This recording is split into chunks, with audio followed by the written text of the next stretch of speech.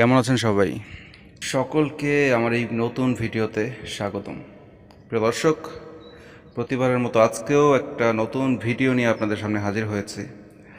আর আজকের ভিডিওর ভিউটা আপনারা দেখতেই পাচ্ছেন, অনেক কিছু নিয়ে। সামনে অপরূপ সৌন্দর্যের মাঝে একটা ট্রেন চলে যাচ্ছে, আপনারা দেখছেন দূরে। মূলত আজকে যেই জাহাজটিতে ব্লগ করছি, এটি একটি জাপানিদের তৈরি একটি বিদেশি জাহাজ। আর পাশে যে জাহাজটি দেখতে পাচ্ছেন, এই জাহাজটি একেবারে নতুন জাহাজ তৈরি হচ্ছে আর কি, তাও জং টং পরে শেষ হয়ে যাচ্ছে। এটি মূলত আমাদের বাংলাদেশে তৈরি হচ্ছে। আসলে মজার ব্যাপার হচ্ছে, এই জাহাজে আমাদের কাজ করার কোনো প্ল্যান ছিল না, আসার কোনো প্ল্যান ছিল না, আর ভিডিও বানানোর তো কোনো কথাই ছিল না। বাট হুট করেই এই জাহাজটিতে কাজের একটা প্রোগ্রাম হয়ে যায়। আর তাই ভাবলাম যে আপনাদের সাথে অল্প করে কিছু শেয়ার করি।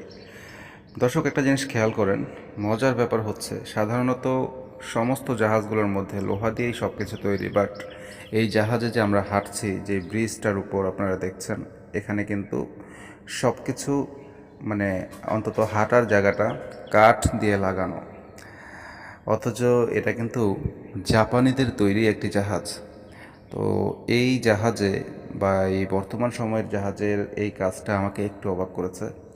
আমার সামনের অংশে যেগুলো দেখছেন, এগুলো মূলত উইন্স লাগানো, যেখান থেকে জাহাজ নঙর করে অথবা আলাপ করে। আপনারা দেখছেন মোটা মোটা রশ্মি সেখানে বাঁধা আছে।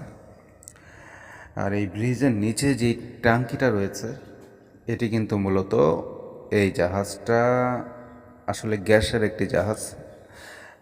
গ্যাস গ্যাস নিয়ে এই জাহাজ আর কি এক প্রান্ত থেকে আরেক প্রান্তে যায়। মূলত আমরা যেসব এলপি গ্যাসগুলো ব্যবহার করি, মূলত সেই গ্যাসগুলোই এই জাহাজের মাধ্যমে সাপ্লাই দেওয়া হয়। আর আমরা এই মুহূর্তে এই গ্যাসের ঠিক ট্যাঙ্কির উপরে বসে আছি। প্রিয় দর্শক, দেখেন এখানকার স্টাফরা কতটা শৌখিন। তারা মূলত এই দোলনায় বসে দুলতে থাকে।